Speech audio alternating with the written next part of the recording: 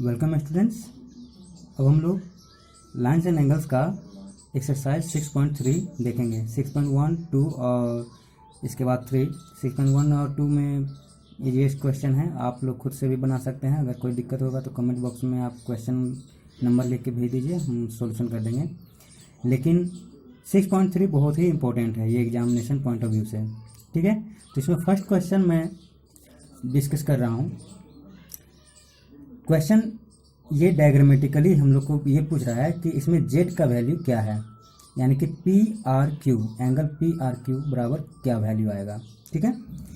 तो P R Q value जो है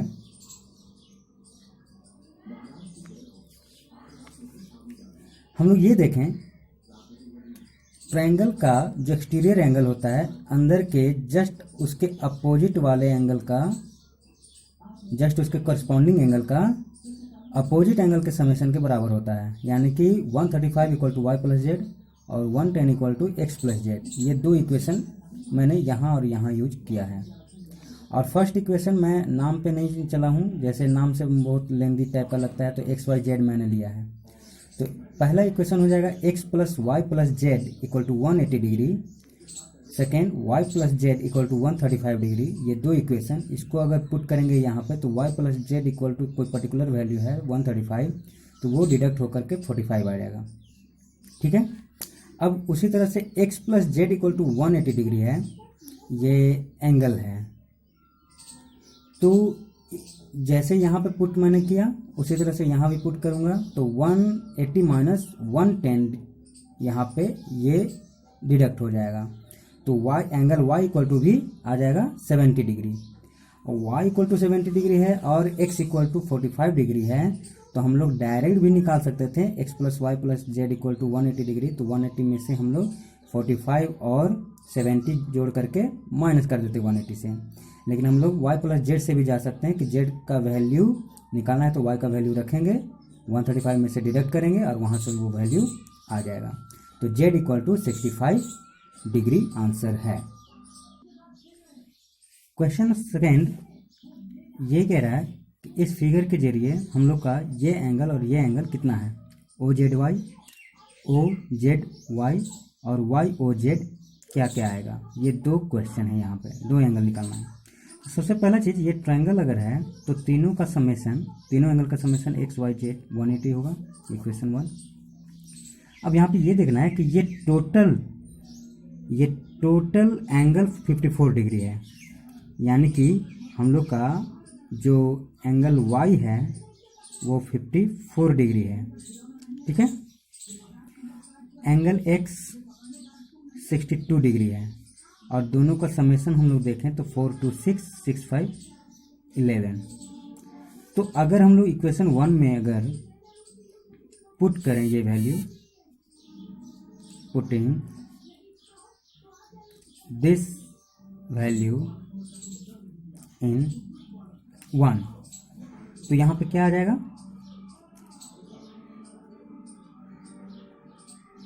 x equal to 62 plus y equal to 54 plus z, ये variable आ जाएगा, यानी कि इसी का आंसर निकलेगा। तो z इक्वल टू 180 माइनस 116 और यहाँ से आ जाएगा 10 6 4 7 1 6, जेड इक्वल टू 64 डिग्री। तो हम लोग का एक आंसर आया, ये टोटल एंगल आ गया 64 डिग्री। लेकिन वाई ओ जेड जो है समद्विभाजक है, क्वेश्चन को ध्यान से पढ़िएगा। तो ये समद्विभाजक मतलब इक्वी एंगल पे ये डिवाइड कर रहा है, यानी कि ये एंगल और ये एंगल इक्वल एंगल होगा, बाइसेक्ट कर रहा है। तो यहाँ पे हम 64 अगर आया है and O Z bisecting angle Z into 2 sub angle कह सकते हैं, केवल या इक्वल एंगल कर दे रहे हैं, two equal angle two equal angle, hence OZY क्या हो जाएगा 64/2, क्योंकि बाइसेक्ट कर रहा है, तो ये 32 डिग्री एंगल। अब रहा बात एंगल O का, तो ये इन ट्रायंगल OYZ एक तो एंगल है 27 डिग्री, ये भी बाइसेक्ट कर रहा है 54 का, तो 27 डिग्री इसका बाइसेक्शन हो जाएगा, bisecting angle, plus angle O plus यहाँ पे 32 डिग्री इसका वैल्यू है, तो ये है 180 डिग्री। अब एंगल O इक्वल टू ये क्या आ जाएगा 729,325 इक्वल टू 180 डिग्री, तो angle O equal to 180 minus 59 1091 17,5 12 121 degree. तो आई होप कि ये क्वेश्चन क्लियर हो गया होगा। अब हम लोग नेक्स्ट क्वेश्चन देखेंगे। क्वेश्चन थर्ड है, इस ग्राफ के जरिए हम लोग को एंगल DCE निकालना है, ये यहाँ पे क्वेश्चन है, ठीक है। तो यहाँ पे कंसिडर करना है कि ये दो लाइन पैरेलल है, ठीक है, ये दो लाइन पैरेलल है जहाँ पे ये एंगल 35 है और ये एंगल 53 है। यहाँ पे एक चीज़ सोचने वाला चीज़ है कि ये एंगल और ये एंगल कुछ याद आ रहा है, ये अल्टरनेट इंटीरियर एंगल है, तो अल्टरनेट इंटीरियर एंगल आपस में बराबर होता है, यानी कि ये भी 35 आ जाएगा, और जब ये 35 और ये 53 तो ये 180 से माइनस हो जाएगा। तो आई थिंक ये क्वेश्चन क्लियर है, तो हम लोग बना लेते हैं फॉर्मेलिटी के लिए।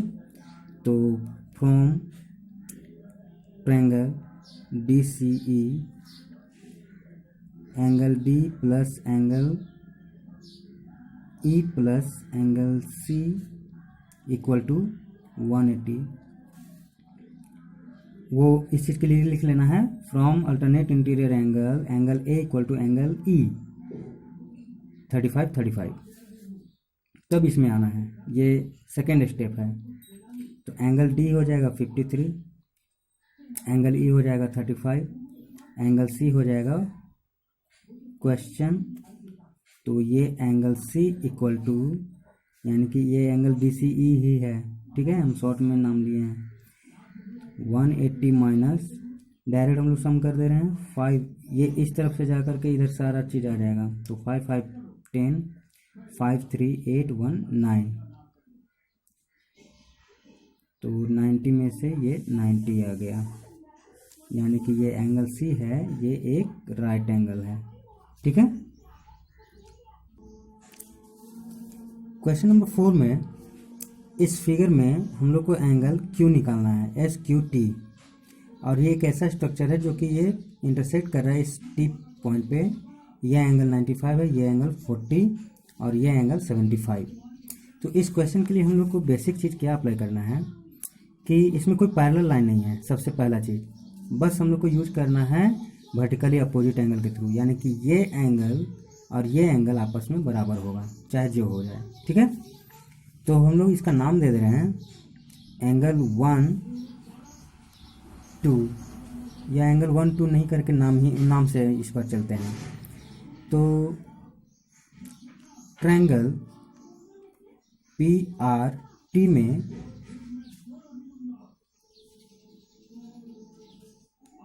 एंगल P, एंगल R और एंगल T, ठीक है, equal to 180 degree. PRT, P 95 है, 40 plus T equal to 180 degree. तो ये एंगल का वैल्यू डिडक्ट हो जाएगा 59435, तो ये आ जाएगा 45 degree, T equal to 45 degree. जब ये 45 आ रहा है तो ये भी 45 आएगा, ये 45, ये 75, तो इसका आंसर क्या होना चाहिए। अब in triangle S Q T में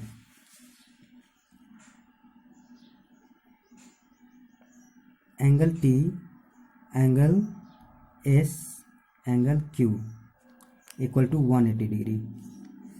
तो एंगल टी अभी अभी निकला 45, 75 प्लस क्यू, हम लोग का क्वेश्चन यही है 180 डिग्री। तो एंगल क्यू इक्वल टू 5 5 10, 180 में से जो इसका समेशन होगा वो घट जाएगा, 5 5 10, 4 7 11 1 12, तो ये माइनस हो जाएगा 60 डिग्री। तो क्या क्या आ रहा है 45 और 60 डिग्री, तो मेन हम लोग का आंसर 60 डिग्री है।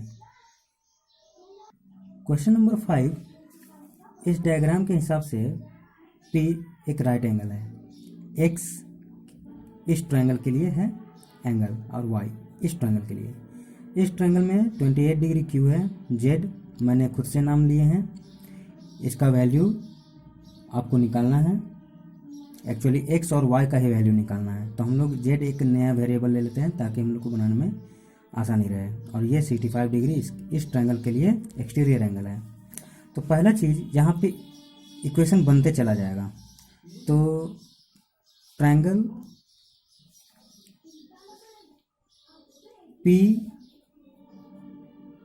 क्यू एस में हम लोग x plus Y plus 90 equal to 180 degree, तो x plus Y equal to ये भी 90 डिग्री आ जाएगा, ये इक्वेशन 1। इसी तरह से in triangle Q S R equal to 180 degree लेंगे। तो Q S R Q plus S plus angle R 180 degree. तो एंगल क्यू है 28 और एंगल एस मैंने जेड ले लिया है और आर अभी नहीं निकलेगा। तो एंगल आर हम लोग ये यहाँ पे ध्यान से देखिए कि angle R 180 minus 65 straight angle से आ जाएगा, ठीक है। R equal to 180 minus 65 straight line angle. अब यहाँ पे अच्छा ये 28 डिग्री 28 और ये 180 माइनस 65, यहाँ पे क्या क्या आएगा 28 प्लस जेड प्लस लिख लेता हूँ पहले, 28 प्लस यहाँ पे ये कितना आ रहा है 10 5 5 17 6 1 15 डिग्री इक्वल टू 180 डिग्री। तो 180 डिग्री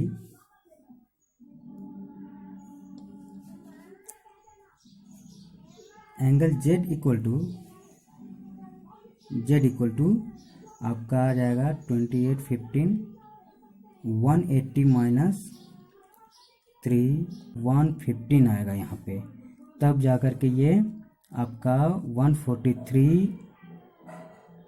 8 5 13 2 1 3 1 4 और 1 1 आ जाएगा। अब यहाँ से ये केवल 37 आ जाएगा, ठीक है। अब 37 आया। अब यहाँ पे पी क्यू पैरेलल है एस आर के, यानी कि जो एंगल यहाँ होगा वो एंगल यहाँ होगा और ये एंगल ये तो पैरेलल नहीं है, तो जेड इक्वल टू 37 है तो ये 37 हो जाएगा, एक्स इक्वल टू भी 37,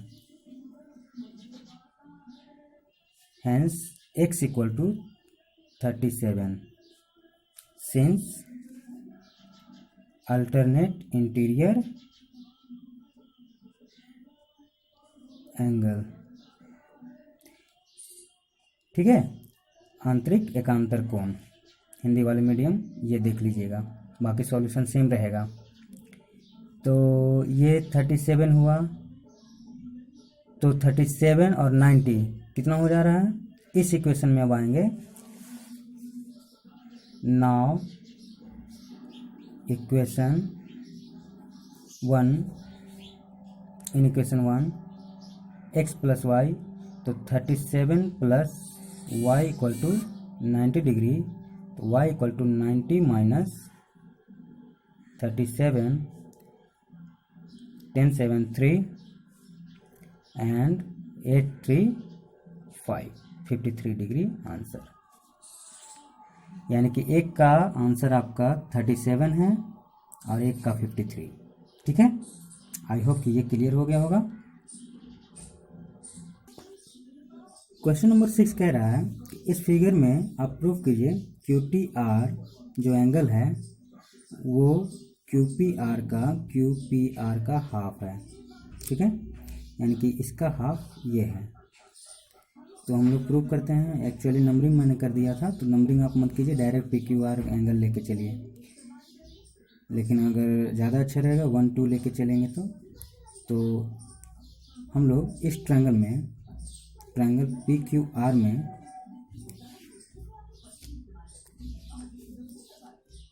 एंगल 1 प्लस एंगल 2 प्लस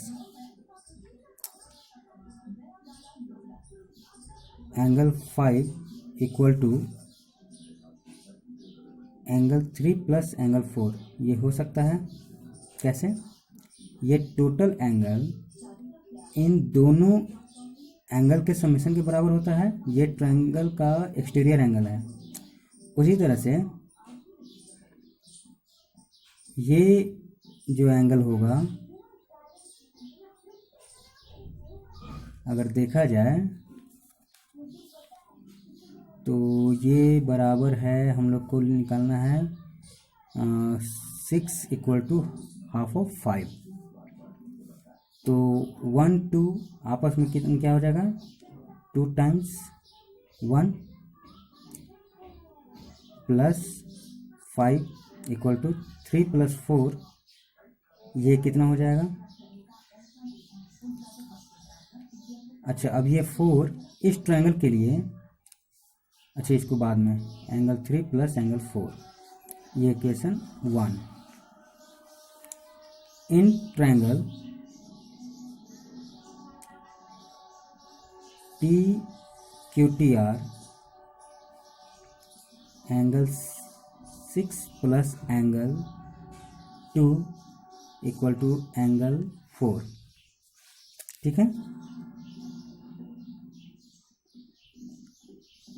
और यहाँ पे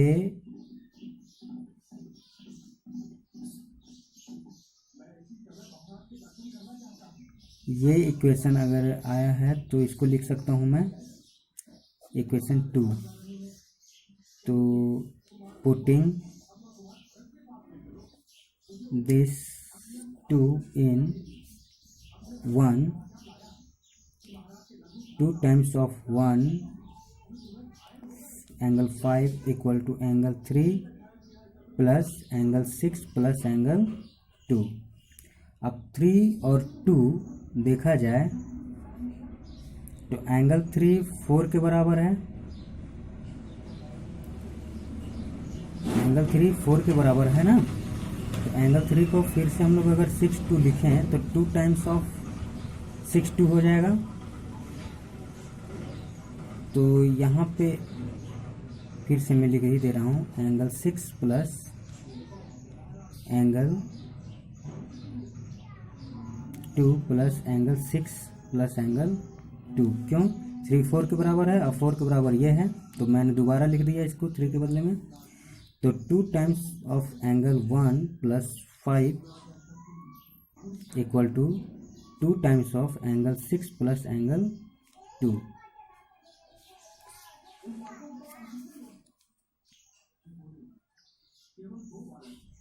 तो 2 टाइम्स ऑफ एंगल 1 जो है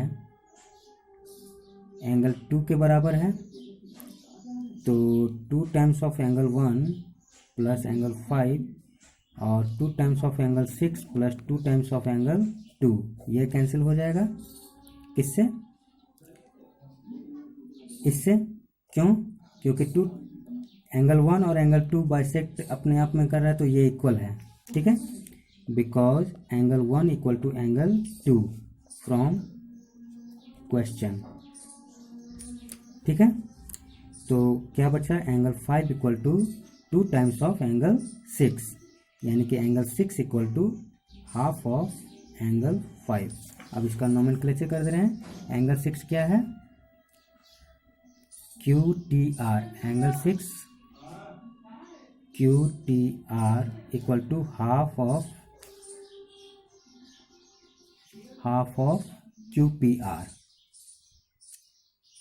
QPR, ये प्रूफ हो गया। इसको आप 1-2 बार देखिए, दिक्कत नहीं होगा। केवल 1 2 3 मैंने लिया है, आप लोग नाम लेके भी चल सकते हैं। ये डायग्राम अच्छे से इसको स्टडी करके ही बनाइएगा आप लोग। आई थिंक और ये एक्सरसाइज कंप्लीट हो गया है, आप लोग इसको प्रैक्टिस कीजिए, ये इम्पोर्टेंट है एग्जामिनेशन के लिए, ठीक है। तो मिलते हैं नेक्स्ट क्लास, थैंक यू।